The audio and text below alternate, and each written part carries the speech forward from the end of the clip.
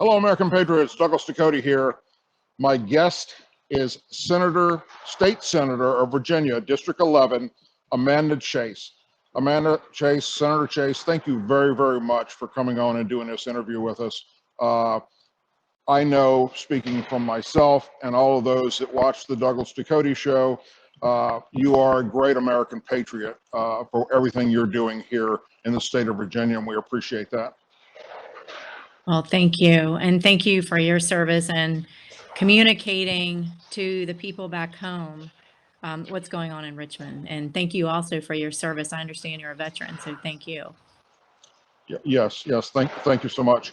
A few things that I want to try and talk about briefly is the security situation around here.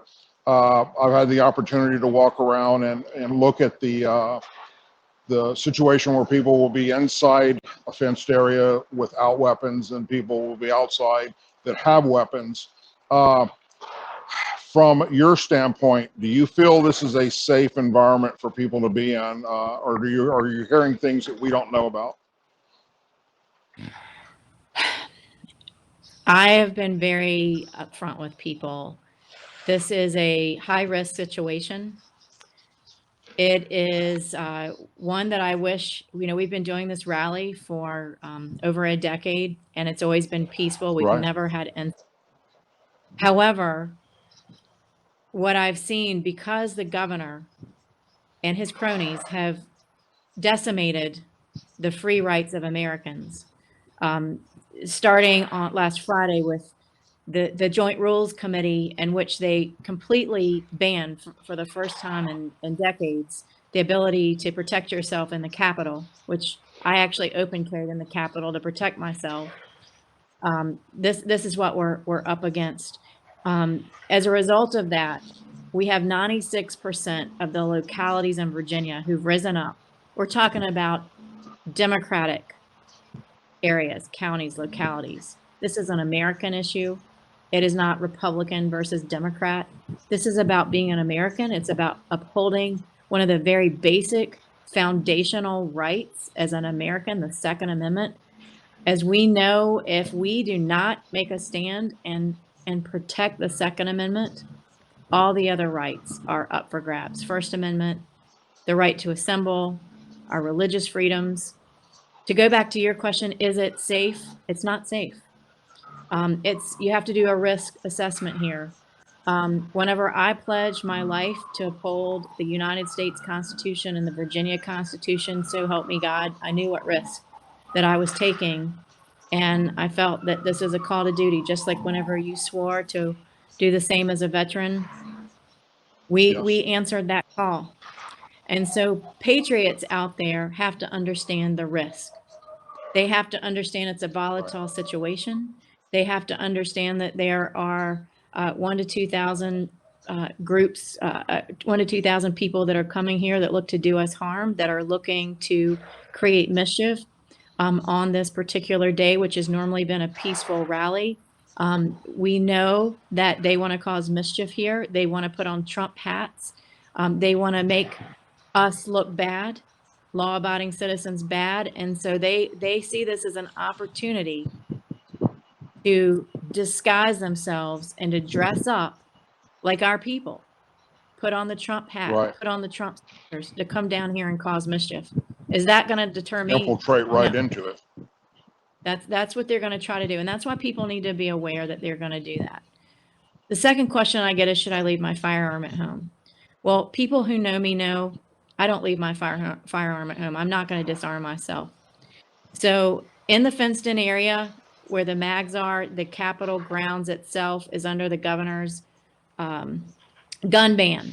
And so in order to be allowed in there, you have to make a decision as a patriot. Am I going to disarm myself? Am I going to go into that cage that the governor and, keep in mind the Capitol Police are under Democratic control, because the Capitol Police report to the House and the Senate leadership, and it's under Democrat control. So let me be very clear about that. One of the things that concerned me that they've now fixed was the fire hazard, in which they only had one entrance and very limited access outside. They have since corrected that. That is a risk. What I do know is that there will be patriots that are coming who understand that they can't get close.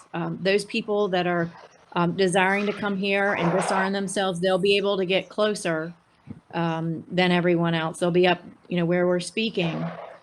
But we do need some law-abiding citizens that are willing to continue to carry and to stand outside in that fenced-in area, outside of the Capitol grounds, to protect us. There will be the Capitol Police, who are under control of the Democratic Party, and then we will have the state police who are there and protecting us. These are good, fun men and women who are there providing for their family, law enforcement who I've been always supportive of, carried their legislation. They're good people. But we have been instructed that if you're going to come into that close to where we are, that they're going to disarm you. So people have to make a calculated risk. Am I going to tell you mischief's not going to occur? I mean, we're calling for it to be a peaceful rally. Right. I wanted to ask you about, I was reading your Facebook post, and I could not agree more, 100% with everything that you said. But I guess what I would like to know is this: is there any information that you have as a state senator that the rest of the public wouldn't have, or is this just based on your opinion as a patriot, where things might go? Like, for instance, about the 3% patches, people are wearing that. Is there anything out there that we know of where they should take that off of their clothing, or is just your opinion that they should do that? I'm very straightforward about the seriousness of what's going on here. I do with all my heart. I look at the publications that are out there and available to the public. I'm listening to what I'm hearing from my contacts in law enforcement and elsewhere. And I have come to the conclusion, based on a very informed, what I would say an informed and educated opinion, that that there is a movement, and we've seen this for decades, an orchestrated attempt to overthrow the United States of America. There are people that don't like America being the leader in the world. And there are even people here in America who, in my opinion, are not American, but they're here and they live among us, who don't like America and want to destroy us. Correct. A couple of those are actually in the Congress. Yes. They have taken over in many cases in many states. Stop, not teaching our kids like they should about the U.S. Constitution, about our founding fathers. It's become politically incorrect. They're trying to destroy the statues here in Virginia. They're trying to erase history. There is an all-out a war on our American way of life. There is a war on patriotism. There is a war on American pride in our country like I've never seen before. This is very concerning to me, that the left has taken over educating our children in public schools. This is where we are. And about that for a long time now, how they've done that. Absolutely. I chose to homeschool my children for 8 or 9 years, so they would understand true history, true American history. But my concern is that the left sees this as an opportunity, and they're gunning for it, literally, to strip us of law-abiding citizens. And let me tell you how this happened in Virginia. We have a census that takes place every 10 years. And is it not coincidental that in the 8th year, the Democratic Party filed a lawsuit challenging the lines in the Virginia House of Delegates, which was drawn by Republicans. They had a super majority. People said this could never happen, but it happened right before a census was going to be taken already. 2020 is when we take the next census. And the courts deemed that a liberal college professor out of California would then redraw the lines right before a very critical election this past November. And they won. And all the lines right at the 9th hour were redrawn so that basically Democrats won. And they could come back and say, the Virginian people want gun control. Well, that's a lie. The Virginian people, they don't want gun control. This was a fix put in the way these lines were drawn by one person, a liberal college professor that's not even a Virginian. He's a Californian, a liberal Californian. He drew out all the Republican leadership in the House of Delegates. Many of them did not survive. And our former speaker, Kirk Cox, survived by the hair of his chin. And then secondly, they came in and they poured all this money from California, from New York, not Virginian money. They tried to influence Virginian elections. You know, they talk about collusion at the federal level. Virginians here need to wake up. This is not a mandate from Virginians saying that they want more gun control, but that's the talking points of the socialist Democrats who are trying to go against the Constitution, the U.S. Constitution and the Virginia Constitution that they swore to uphold.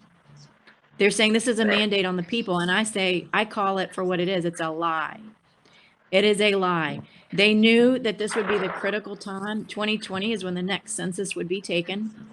And they knew that they would be the ones drawing the lines, and they wanted to seal the fate of freedom-loving Americans who love the Second Amendment. They love freedom.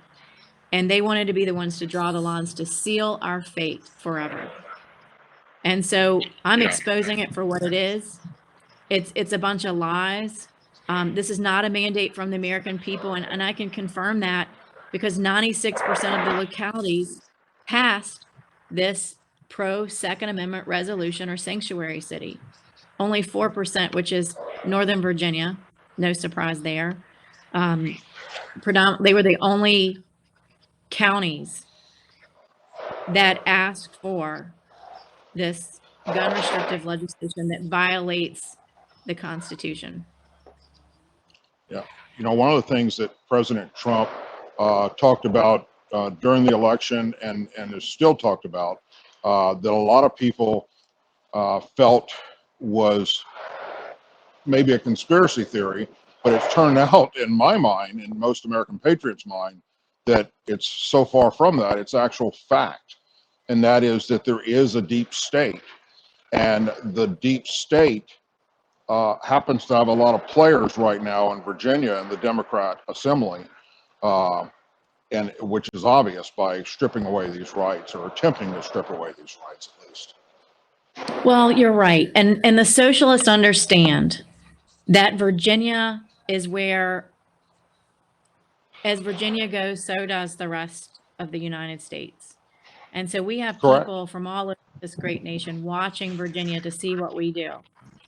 And it's so critical that we as patriots, as Americans, stand up for those rights to defend ourselves against a tyrant, either domestic or foreign. We have to protect. This is a non-negotiable right. You know, we've seen our rights erode on a number of issues. This is one of those that we have to draw the line in the sand and say, you know what? If you compromise on the Second Amendment, you are treading on a foundational constitutional right given to every American. The basic ability to be able to protect themselves and to be able to overthrow a government that becomes like a tyrant. In fact, if you look at the very Virginia seal, it's the symbol of a tyrant under our foot. We cannot, Yes, as Virginians, allow this to happen on our watch. We just exactly. can't, because Yeah. if we don't stop it here, it's going to happen across the United States of America. And those who want to do harm to our country will see this as an opportunity to take advantage of it. Yeah, I have no doubt that the other Democrat run states across America are watching Virginia more than they've ever done so in their entire life. And if they get away with it here, it'll be like a fungus and just grow rapidly to these other states. And then it will drastically affect this country as we know it, and change its entire everything that we stood for. You know, it's a walking around the grounds today. I tell you, it is someone that served 4 combat tours. I felt like I wasn't in America. Uh, by looking, I'm standing on the Capitol grounds and I'm looking around left and right and behind me, and I'm seeing all this fencing. Uh, and I thought, you know, what have we become? And then I had several friends of mine that knew we were coming here to report on this, and they said, you know, why would you do that? You know, why would you put yourself in that risk? And I said, you know, look, for military veterans, you know, we took an oath, and like a lot of people took oaths, to defend the Constitution against all enemies, foreign and domestic. And I've already done the foreign 4 separate times, and this is my time to defend America against domestic. And, you know, I pray to God that that day doesn't ever come, that the people, we the people, have to stand up other than just a rally or a protest. But it's almost as if they're forcing that on us. It's almost as if the Democrat Party wants to see how far they can push Republicans, and I find that very sad, and I find it very un-American that they're, you know, willing to continue to poke the bear, let's say. Right. And, you know, that's the very reason that I feel like it's so important that we not operate in fear. We have to be realistic about the risk when we come to this event. I know for me personally, hey, I've had threats. You wouldn't even believe some of the threats that I've had. But Yeah, I get them too. patriots are, you know, patriots rise above it. We understand the risk involved. Right. And we choose to defend our country. We choose to walk in courage. I like the Bible verse that says, "No weapon formed against me shall prosper." And Amen. we have to be brave. We have to be courageous. And, you know, many of us have never seen anything like this in our lifetime. We don't want to become like the other countries that have lost their freedoms. This is the last stand. Amen. I agree. Yes, indeed. Senator, thank you very much for coming on with us. Thank you for what your stand and for serving the state of Virginia. It is a blessing to be able to talk with you. And I hope that in the near future we'll be able to sit down and share a cup of coffee together or something of that nature. And you're a great American patriot. Stay safe tomorrow. We'll be there. We'll be filming the event. And I wish you all the best. God bless you. Hey, Be safe. hey, Douglas, I just have a couple quick Yes. questions. Sure. Senator, this is Dustin Gold, producer with the Douglas Ducote Show. I've got a couple of quick questions for you. Number one, we've seen mixed reports from local media. A couple of Democrat legislators said now that they will not be in session tomorrow. Do you know if they're going to be there? I know Virginia Citizens Defense League does this lobby day on the third Monday of every January, and they had confirmed, you know, starting back a few weeks ago, that everyone was going to be there. Do you know? I know the governor, through the state of emergency, is telling staffers not to come in. Do you know if legislators will be there tomorrow for the early part of the day for the lobby portion of this event? So I know that there are multiple committee meetings that will be taking place. I haven't heard word that they would be canceled or not. We open session at noon every day. The rally is from 11 to 12. Um, you know, I say it's a good scenario if the Democrats don't show up, because that means this gun restrictive legislation that they want to, that red flag laws bill is coming up on Monday. In fact, I'm prepared to speak about that on the floor on Monday, why red flag laws are awful, stripping due Yes. process from law abiding citizens. I'll be speaking about that on the floor. Maybe they don't want to hear the speech, but it would delay. I thought about this the other day, what strategy freedom loving legislators should take. They can't pass these laws if we're not there. Right. Correct. We just got a breaking update a few moments ago from Virginia Citizens Defense League. Apparently, the governor just amended the state of emergency, that now anyone found with a weapon on the Virginia Capitol grounds will be charged with a Class A misdemeanor. Have you heard about that yet, or did that just break during this interview? I'm working very closely with BCDL, and I was familiar with that already. We're talking about the Capitol Square footprint, which is less than a quarter mile. It's a square. It's those who come will still be able to hear the rally if they so choose. If they desire, look, I'm a law-abiding citizen. I don't want to leave my firearm at home. I want to protect myself. You've got the streets right around the Capitol. They can still hear the speech. I think this is the governor sadly wanting to suppress the vote, suppress the people coming to this rally. There's certainly concern for safety. I mean, nobody wants to have a repeat of Charlottesville. That's for sure. Now, let me just ask you this. Also, it's being reported, they haven't named them yet, that the governor is also going to be closing a number of the parking garages in and around the Capitol grounds, of which Douglas reported from a little while ago.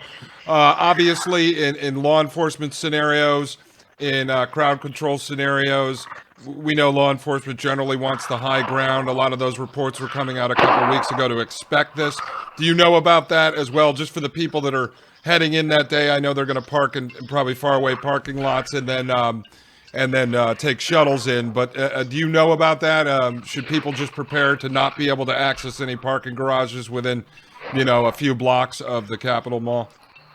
Right. Let me tell you, that's a blessing in disguise, because the parking garages, many of them do not have cell services. And in fact, if you were to call for an emergency, 911, etc., the cell service is very spotty. And in fact, that's why I refused this past year to park where a Capitol police officer demanded that I park, because I knew that I was having threats. I was by myself, heading to meet my security detail. And they refused to allow me to park up front where I'd be safe, and asked me to park where it was not safe, in the parking garage where I park. There's no cell service. So I think it's good that they're closing them down. I've got a bill to fix that, to make it a law that they have to all have cell service. But yeah, people can prepare. I know that there are buses. There's one bus at the Diamond in which they're having a shuttle service over to the Capitol for people that are interested in shuttling up.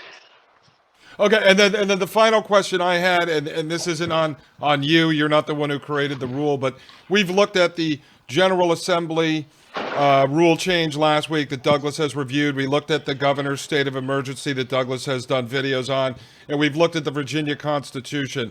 It looks like under these rules, not only can elected officials, legislators actually still carry, the law enforcement isn't actually allowed to search legislators. I just want to get that on the record. So law-abiding American citizens now cannot come onto the Capitol grounds, of which they own, with their firearm. They can't go into the Capitol building with their firearm, yet they can go in and lobby their politician who may be voting for these gun grabs, while the politician could actually have a loaded weapon in their pocket. Is that correct?